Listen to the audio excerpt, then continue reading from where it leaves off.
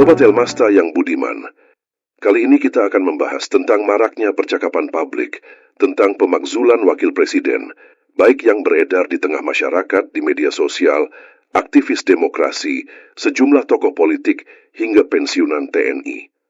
Sebetulnya fenomena apa yang terjadi? Sebelum membahas ini, mari kita telusuri isu Gibran Rakabuming dalam konteks politik. Beberapa isu yang beredar di masyarakat dan elit politik yang mendorong wacana ini antara lain: 1. Dugaan pelanggaran etik atau konstitusi dalam proses pencalonannya sebagai cawapres, termasuk keterlibatan Mahkamah Konstitusi yang dinilai bermasalah saat itu. 2. Dinasti politik dan potensi konflik kepentingan yang dianggap merusak sistem demokrasi. 3. Tekanan dari kelompok masyarakat sipil, akademisi, dan elit TNI Purnawirawan yang melihat adanya cacat legitimasi terhadap kemenangan Gibran.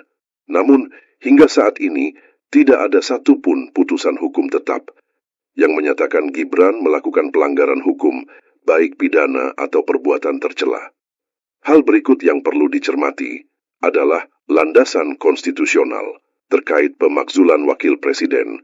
Pemakzulan presiden atau wakil presiden diatur dalam Undang-Undang Dasar 1945, khususnya Pasal 7A.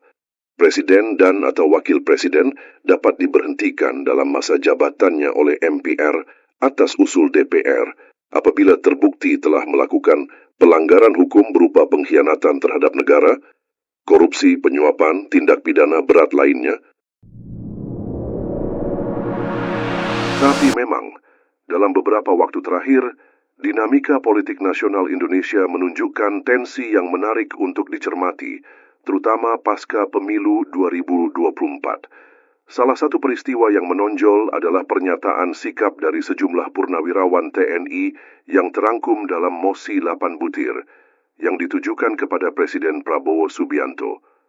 Isi mosi tersebut secara umum merupakan bentuk kekhawatiran dan dorongan moral dari kalangan purnawirawan terhadap kondisi demokrasi, etika politik, serta keberlangsungan tata negara. Salah satu butir yang paling kontroversial dari mosi itu adalah desakan agar Prabowo mempertimbangkan langkah pemakzulan terhadap Wapres terpilih Gibran Rakabuming Raka yang juga merupakan putra Presiden Joko Widodo. Dorongan ini bersumber dari dugaan adanya penyimpangan etika dan potensi pelanggaran konstitusi dalam proses pencalonan Gibran yang dimungkinkan lewat putusan Mahkamah Konstitusi yang saat itu dipimpin oleh pamannya sendiri, Anwar Usman.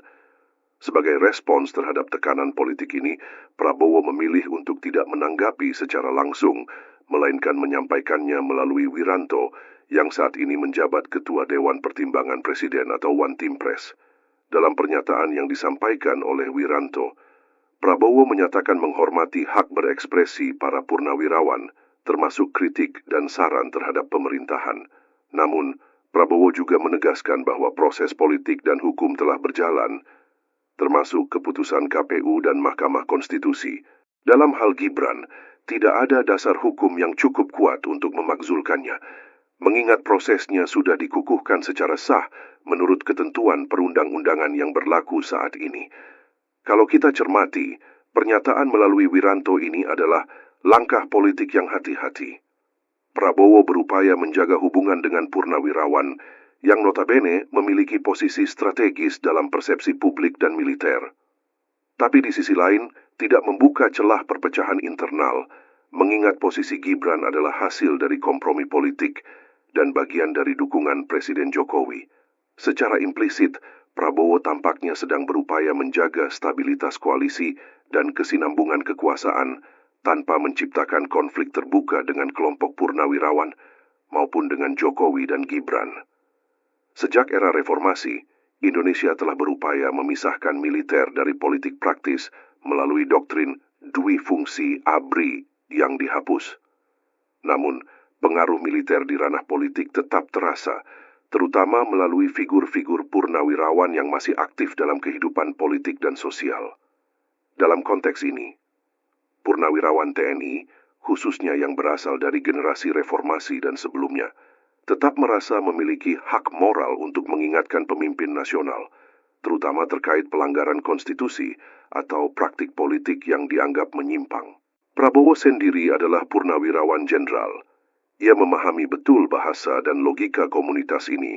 Karena itu, Prabowo sangat berhati-hati dalam merespons kritik mereka. Jika dia menanggapi keras atau mengabaikan begitu saja, bisa muncul resistensi yang menggerogoti legitimasi pemerintahannya nanti. Menggunakan Wiranto, juga seorang purnawirawan senior dan figur yang dihormati dalam banyak kalangan TNI, adalah langkah strategis.